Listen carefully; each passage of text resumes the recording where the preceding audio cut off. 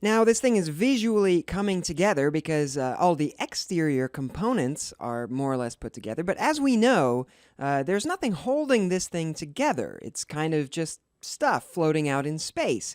And on top of all of that, also, speaking of floating, all of these components are floating as well for the most part. You can see the little hyphen to the left of the file names for each of these.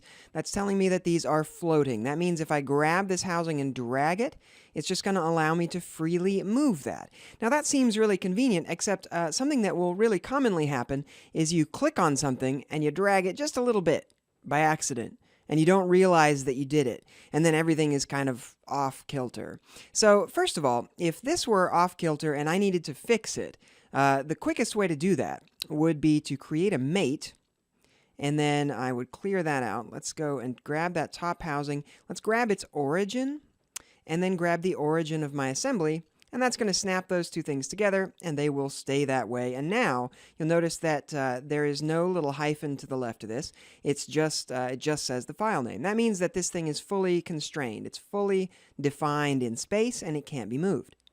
Now these others happen to be in the right place already, though. There's no reason to add that mating constraint if I don't have to. So I'm just going to select those and right-click and go down to Fix. That's going to put a little F to the left of their name, so I can't accidentally move anything in space. We don't want to make any mistakes by accident. Also, I can't really see what's going on the inside of this thing, but I do like these material assignments. I want to be able to get back to these later on when I'm done. So what I can do is head over to my materials, and these are my custom materials here. And what I would do is just grab one of these materials and apply it to a part.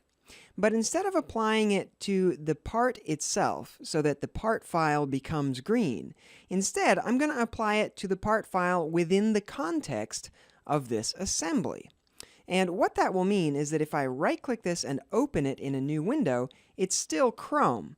It's just that in the context of the assembly, it's going to display it as green. And one way that I can quickly visualize that is to head over here to the Feature Manager design tree and then extend that out to the right.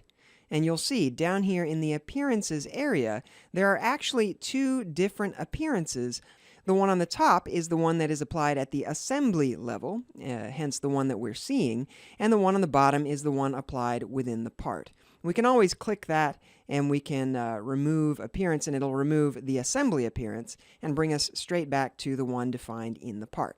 So I'm going to go through and define each of these a different transparent color once again, but always at the assembly level, so that it's very easy to see where each one of these parts begins and ends. But then later we'll be able to turn those off really easily. I'll just make the bottom piece here an opaque dark gray, just so it's very easy to see what's going on as we work. And next, we're going to be tasked with adding some mechanical features, but before that, actually, the other thing is the acoustic engineers need to know a little bit about the interior volumes taking place here. They need to know how big is the acoustic volume inside of this object, and also what is the area, what are the dimensions of this port. So let's go ahead and take some dimensions as well, just so that they'll be able to give us any adjustments they might need.